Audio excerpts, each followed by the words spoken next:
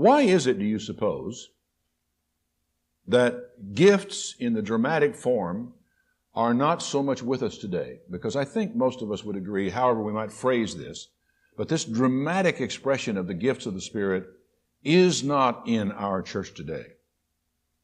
Now, having put it out there and said it, why would that be so? Is it because it's not the time for them? Is it because we don't expect them? Maybe if we had higher expectations, maybe if we expected more of God and expected more of ourselves, that some of this would be here. Or, and this is something you better be careful about, maybe they are here. Maybe they're here and they have not been recognized. Maybe they are here and they have not been developed. Maybe they are here and they have been quenched. There is this enigmatic little short sentence in one of Paul's epistles, 1 Thessalonians 5 and verse 19. 4 words in this sentence, and that's all. Quench not the Spirit. Quench not the Spirit. How do you do that? I mean, you've got fire coming down through the ceiling. There's no sprinkler system invisible in here. How do we quench that fire? I don't know. Now, I think probably traditionally, we read that passage that says, quench not the Spirit, and we think to ourselves, well, what that means is the Spirit of God will speak to me through my conscience and try to tell me this, I ought to do this, or I ought not to do that. And well, I sort of put cold water on the Holy Spirit, and I don't listen. I quench this Spirit, and I don't respond to it. In other words, it is an internalization of quench not the Spirit. But suppose that's not what Paul meant.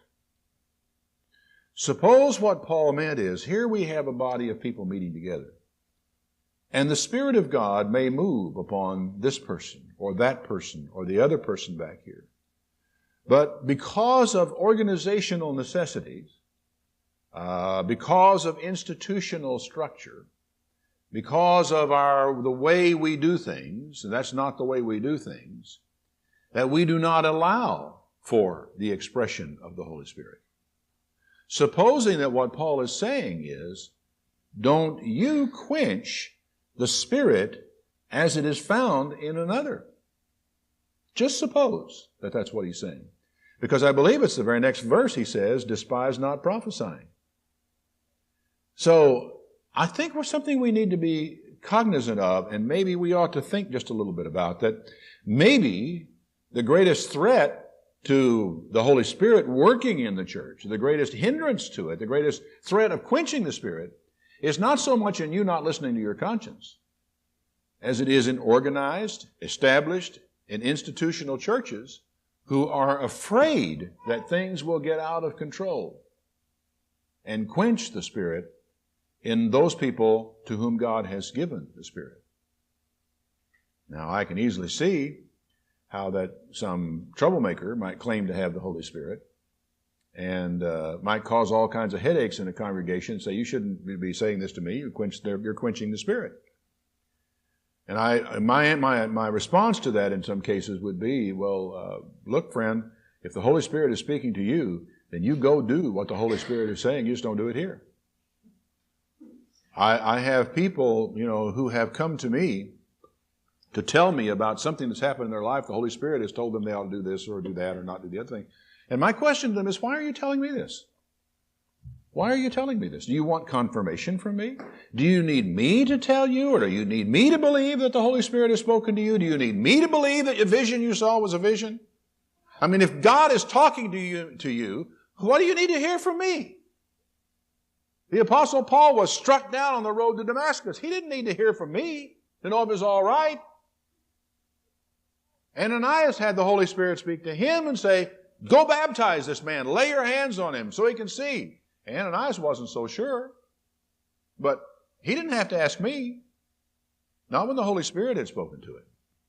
As far as I can see, whenever the Holy Spirit has spoken to you, and you have the gift of the Holy Spirit, and that gift is being quenched by some institution, some organization, you are in the wrong pew, brother. You need to find another place.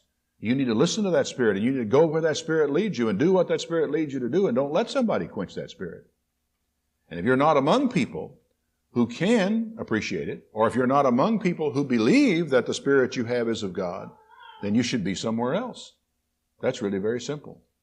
But then to the rest of us, apart from the people who are self-centered, full of themselves, and think that their own impulses represent the Holy Spirit, to the rest of us, though, we need to consider the fact that there are genuine gifts of the Holy Spirit that God will place in His church as He sees fit, and He will not consult any of you before He does it.